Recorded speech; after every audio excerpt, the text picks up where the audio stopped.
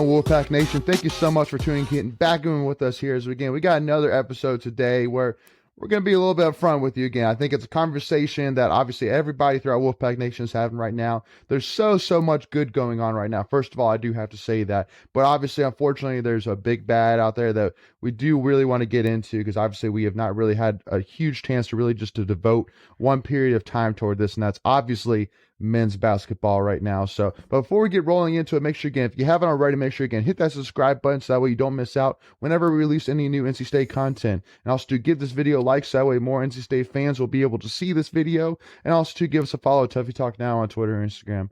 That being said though, so again, obviously it's been a frustrating year so far. I mean, there's no ifs, ands, or buts about it. And again, this is being recorded on February 24th, so the Carolina game has not happened yet. But we're 11-17 right now, 4-13 in the ACC. Pretty much tied or dead last in the ACC right now. It's the first time in Keats's era where we're below 500 in the ACC.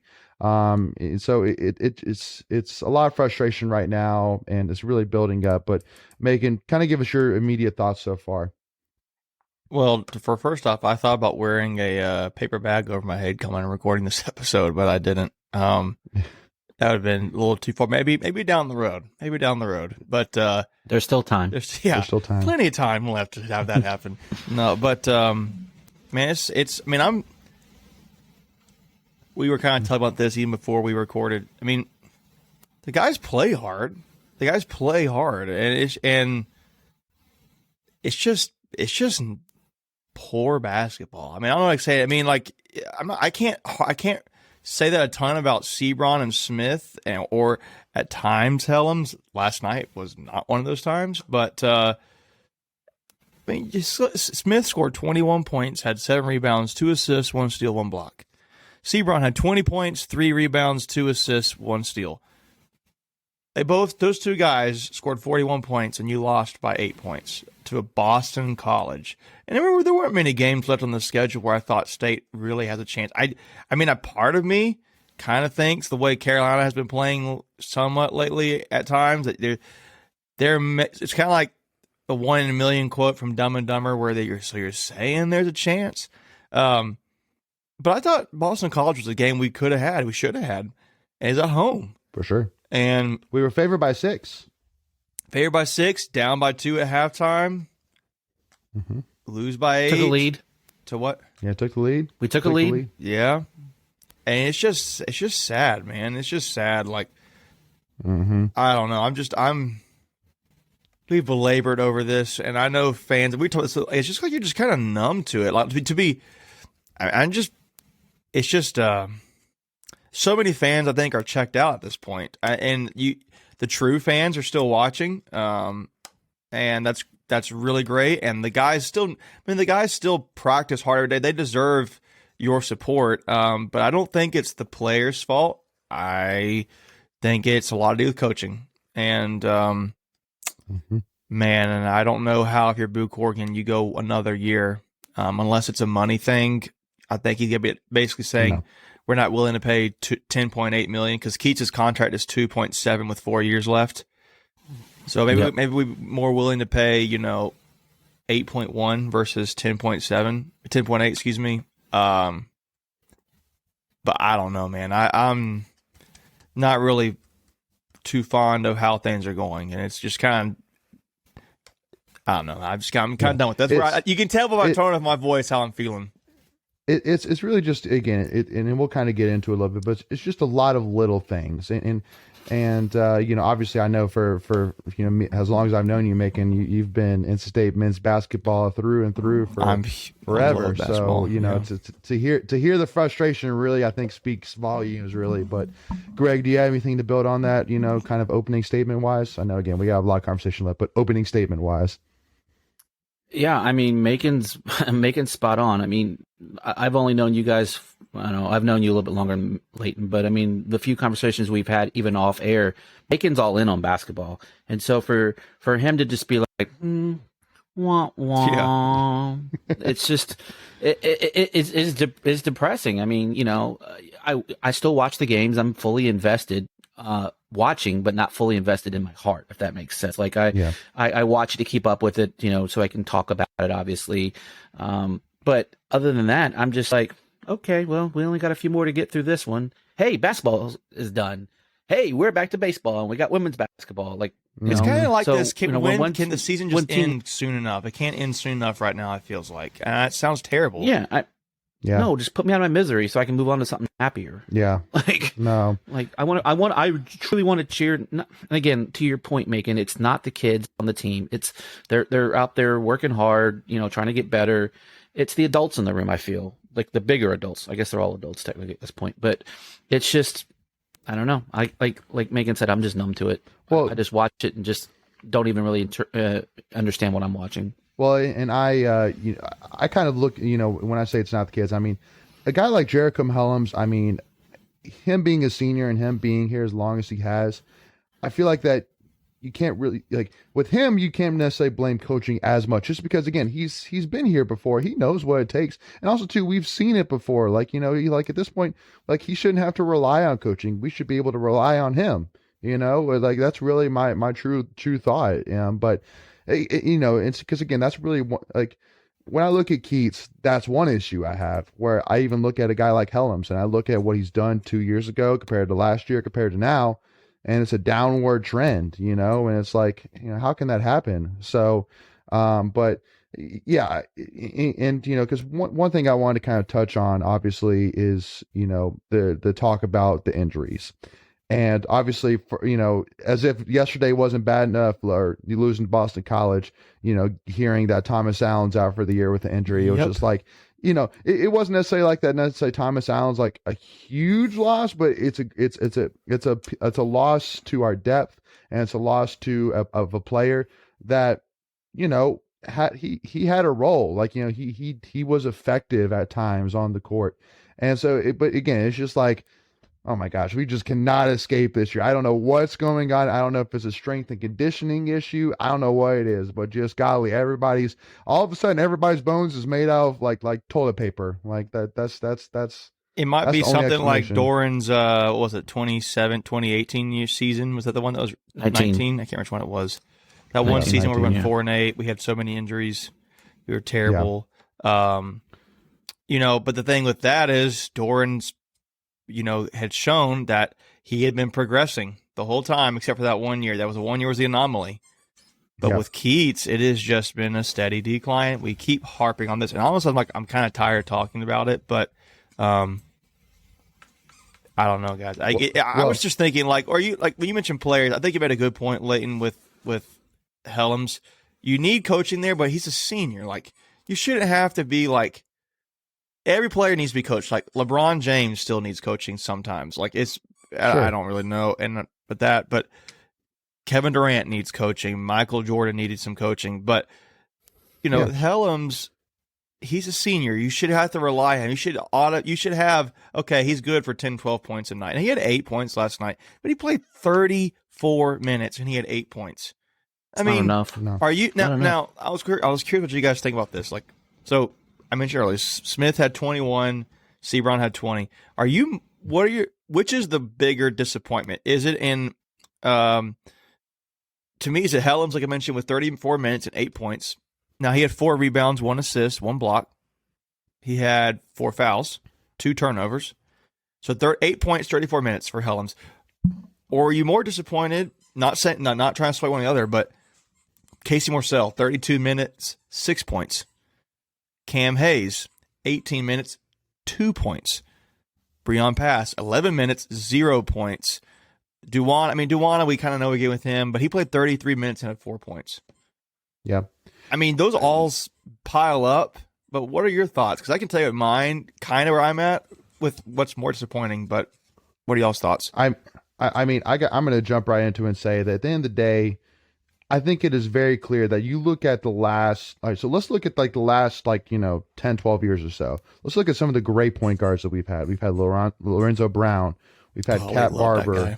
We've had Markel Johnson, and now and you look at those years, and honestly, I truly do believe. And I was, we were talking on a space earlier today, and they made a great point saying, I truly that it really makes sense that I think Markel Johnson really kind of hid a lot of the weaknesses of our team because he was that good. I truly do believe that. He'll be one of the most underrated point guards we've ever had. I agree. Forget I it. In 20 years, people are going to forget about Markel Johnson. And I hate to say that. 10 years, they might forget about him. People have already started to forget about Lorenzo Brown at times. Not really, but kind of. I just think, Markel Johnson was way better than people gave him credit for. And he kept getting better. And Markel could do everything. I mean, he got a lot of rebounds. Like, that was a piece of his game that a lot of people, like, unsung. Yeah, I mean, he would get in there and scrap a little bit. He could distribute. He could shoot. If you needed a three, his biggest downfall was he didn't shoot enough. True. Like he was great at distributing, but he didn't. He could take over a game, and so I mean, not credit like Sebron and Breon. Not Breon, Sebron and Smith. They totally can too, but sure, they're not playing the point guard position. but I think to Leighton's point, you don't have a floor general. You do not have a floor general. You don't have anyone direct. And I totally thought traffic. Cam Hayes would be that. Oh yeah. No, well, and obviously Keats did too. Otherwise, he wouldn't have really basically gone all in on Cam Hayes instead of Shaquille Moore, And so that's my biggest disappointment. That's my biggest frustration is because going into this, we said in the preview that Cam Hayes makes or breaks this season for us. I truly do believe that. If Cam Hayes steps up, we have a solid season. If he doesn't, a little bit. Yeah, because again. Because if you don't have him, who else do you have really to run the point guard? Breon Pass. Well, Sebron. That's what I'm getting at. But it's not. But Sebron's not a point guard. But Sebron's not a one. I get that, and that's why we have space to debate. We're not attacking you. Sorry. I like the back and forth. I'm just saying, I think he's got a fair point. I don't know if it's all of it, but it's a really good argument. It's a really good argument that if Cam Hayes is probably part of it, I think Cam's a really nice guy. Don't get me wrong. We're not talking want to see him do well. Yeah, I know, but it's just he's not getting the job done. Yeah, no, absolutely. But again, my question, which is more disappointing of the performances? Is it Helms? Is it Hayes? I guess your answer, Leighton, is it's Hayes for you? Yeah, Hayes, definitely. Before we continue, I want to take a quick second to tell you about our sponsor, Flightland's Jessup Insurance Group, that has your whole world covered, with agents in 5 offices throughout eastern North Carolina to help you decide how much coverage you need, offering policies for home and auto, recreational vehicles, commercial, crop, health, life, and employee benefits. They are able to combine options to find a comprehensive solution that works for you. Flightland's Jessup protects the things you love so you can spend less time worrying and more time enjoying them. Find them on Facebook and Instagram at Flightland's Jessup. You can also visit their webpage at www.flightlandsjessup.com. So please make sure to go and check them out. Well, last night it would be Helms. That's where I was going to go. Because, again, he's your senior. He's your starter. He's your pillar on this team. And you get, 6 points, 8 points, 4 points. Now, sometimes you might get 20, but you can't count on him. Here's the other thing. I don't see a lot of emotion. No. Let's go. Come on. I get it. Not everyone's a rah guy. I get it. But when you're making a run in a second half of close games, or you just need someone just to say, hey, we got this, guys, just to regroup them, when you're down, when the other team makes a run, for instance, that's not always the coaches' jobs. You need a team leader, to go, all right, let's settle down. We got this. Let's take a breath. We'll be all right. And I don't see a lot of that. And again, maybe it's being done. Maybe they just don't have the cameras on the kids. But it just doesn't feel to me that's happening at all. He does sometimes. Sometimes he'll give a nice dunk. I'll kind of do this kind of thing, and it's but that's more for him. He's kind of he's flexing on the guy. But if he has no emotion, guys don't have emotion. The guys know, they feel it more than we do. They hate going in front of that crowd and getting, booed or whatever at times. They hate that. And I personally, I don't think should be booing them. They know. No way. That's a whole different take. No, I'm not a booing guy. These are kids, and you're demoralizing. Yeah, they're not professional athletes. I got a personal. I've heard about one player in particular on this team who has had a hard time. I know because, and my thing is, it's Power 5 basketball. You got to get over it. You have thick skin. Put in the work. changing Yep, minds because exactly. the fans are fans. But to me, it's Helms. I mean, you can't get mad at Jalen Gibson for losing 7 minutes, 0 points because you know what you get with Jalen Gibson. He's still developmental. Breon Pass, 11 minutes, 0 points. Yeah, you play 11 minutes. I expect you to get something for me, but he had 3 rebounds. But, you know, I'm not banking on Breon Pass. I'm banking on Helms. I'm banking on Smith and Sebron. And I'm almost could say you could argue Morcell. You played Morcell's 32 minutes and his 6 points. Now, he just transferred in. Maybe, I don't know, he was injured this season. Had injuries earlier. But, yep. you know, I just kind of with, I don't know, guys. That's where I'm at. I think Cam Hayes you can get upset with because he played 18 minutes, 2 points, but he's your point guard. I think it's a fair argument, Leighton. State needs a floor general. State needs a center. State needs a finisher. I'm hearing a lot of needs. I guess finisher they have in Sebron, but they need to. I don't know. They kind of have a closer finisher in Sebron, but they don't. You can't count on anybody. Like, it's a gamble who's going to show up every night, and that's not cutting it, especially from a guy like Helms, who's a senior. Right. What? Go ahead, Greg. No, I was just going to say back to Macon. Like, we don't. Our best 3-point shooter is Smith. Like, okay, but he's still. Him? He's a good 3-point shooter. Exactly, and that's exactly where I was going with it.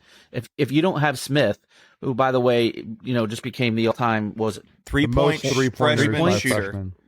Most 3 points on a show, yeah. So shout out to Smith there for that record. Granted, it's not a very old record because 3 points only been around for about 40 years. So basketball's still a long time ago. I get what you're saying. But 3-pointers, though. I get what you're saying. Yeah. So it's not 100. But we've had great shooters come through. So that's But yeah, and especially in today's philosophy, and especially in what Keats' system is supposed to be, is very guard oriented. You need shooters, and that's one thing that we don't really have a lot of. No, like we just specifically shooters that are going to be your making philosophy. Their shots. Well, yeah, they all shoot, right? Exactly. Yeah. But if that's going to be your philosophy, then you need to go recruit shooters that are going to make the shots. Apparently. I'm joking. But I'm joking. Yeah. No, I know it was really good actually. No. But I mean, so if that's your identity, then make it your identity. Like, own it. And that's another thing we would probably get into is what is the identity of this team supposed to be? I still haven't figured it out. Well, because because really this team right now really comes down to 2 players, and like the last couple games before Boston College, or Sebron kind of went into a little bit of a drought there, and then there's been times where Big T's had his droughts as well, which is understandable because he's a freshman, and there's no doubt that you look at the season, you've seen plenty of times where he's forced shots that he should not be forcing that have ended up in easy baskets. So again, unfortunately, that's the problem with this team is that I think that with Keats, he loves depth. He loves having options. He loves having fresh players. And this year, really, it is just, all right, Big T, Sebron, I hope you can win this game for us. Like, that's been it. And because also, too, I think that it's perfectly clear that as much as I love Duwani, as much as I respect Duwani, because he has stepped up hugely in a tough situation. Hard. I don't know if he, can really ever be a true ACC starter. I don't know yet. We said that about Manny Bates too. So I was going to say the same thing. Manny showed that same in his freshman okay, year. let's put it this way. But Duwano's a sophomore. I understand that, so it's just. All right, let's put it this way. Heading into next season again, there's no doubt that again we need a point guard. We need somebody that we can trust. And I don't want to get like a freshman point guard that's LJ Thomas coming in is not going to cut it. And no, I need a grad transfer point guard. I need somebody that is experienced, man. I need somebody that I can throw. You basically say, here's your selling point. You can start right away and play 40 minutes if you want to. Yeah. We need the male version of either Diamond Johnson or Reina Perez. Along with. But right. Oh, yeah. No, I'm talking about the point guard. I'm saying get both, sure. Both of them transferred in. You know what I mean? Like, those players can be out there. You just got to go find that diamond in the rough. I'm just saying because right now, all right, let's put it this way. Keats next year, for me is absolute. We need to see something next season. And because I'm a person too that honestly I keep on looking at the season with Dilly Dilly in 2023 coming in like, oh, that's going to be the season. But I've honestly gotten to this point where I'm like, hey, listen, if I don't see progression from a program overall next season, there is not going to be a 2023, guaranteed. Well, one thing is though, like how do you go? I mean, like I said this again. I still think Keats is going to get another year out of respect for NCAA, but we keep losing, and I'm keep thinking, how do you give him another year? Like he's 1-8 at home, like that's terrible, and that's not. That's and then we've talked about this before. Manny Bates is like it's not the problem. It's not. It's. I mean, you would have won more games, sure, but team may have more confidence from winning more games. You mentioned earlier there's no emotion. Helms had emotion. I mean, I would be having a hard time getting pumped myself up if I keep losing. So, no doubt. I just don't see how I'm having a hard time rationalizing how Boo Corrigan could say, let's give him another year. Let's just see if he can do it. Like fans are kind of already like, come on, man. Like we're not bought in anymore, and you're kind of going to lose a fan base. And to his position, maybe some respect as an AD a little bit. I know he had like a ruffling of the feathers with the baseball team, how that was handled. I don't know. Some people are gonna knock him if he keeps Keats, but I don't think anybody would blame him if he let him go. So Keats is going to have a great offseason. No. He's going to have a great offseason. He's going to bring in, so he's got to bring in some players that bring excitement to the fan base. Like, oh, man, about this. We got him. Yeah. Can I please go, Greg? How many transfers have we really brought in? Because I looked this up earlier today. Since we brought in from Keats' era that have been impactful. I could tell you. It's only been about 3 or 4 transfers have been. Impactful would be, I can't even think who it would be. So you got Freeman. Al Freeman. You brought in Freeman. Oh, Al Freeman. Yeah. Freeman. Oh, yeah, no. Al Freeman, yes. Very impactful. Funderburg. Funderburg came from Ohio State. Mm-hmm. And I think Sam Hunt was pretty good. Like, he could shoot. But the number is like 4 or 5. Out of like, what, 15? At about 15, 20. Yeah. I mean, I can tell you. And then I get to totally sport. But in football, like, when Doran brings in a transfer, I mean, recently it's been like impactful, like big time impact. Yeah. So I totally different sport. I'm not trying to get on that, but it's just that's an interesting point as far as evaluating the coach as a whole, being able to evaluate that. I mean, like he was able to go and find Terquavian Smith. Nobody recruited Terquavian. I mean, Helms is not a bad player. He just ain't really that great, and no. He was able to go get Sebron. I mean, nobody saw Sebron, and I don't think anybody thought Sebron would explode to where he is now. But no, right. But I mean, that's kind of what he's had to work with. But from a transfer standpoint, it's not been great. Like, I mean, we've had some reliable people, like people that have helped win some games, but not a stud. Like, I mean, I don't know. That's just my very casual, fast observation that I made this afternoon. So. All right, y'all. Well, again, thank you so much again for tuning in here with us here for part 1. We will continue this conversation here with part 2 of this. So make sure, again, if you haven't already, hit that subscribe button so you don't miss out. Give this video a like so more people more NC State fans will be able to see this video, and give us a follow, Tuffy Talk, now on Twitter and Instagram. But hey, we'll see you for part 2. As always, go Pack, y'all. Yeah, go Pack, guys.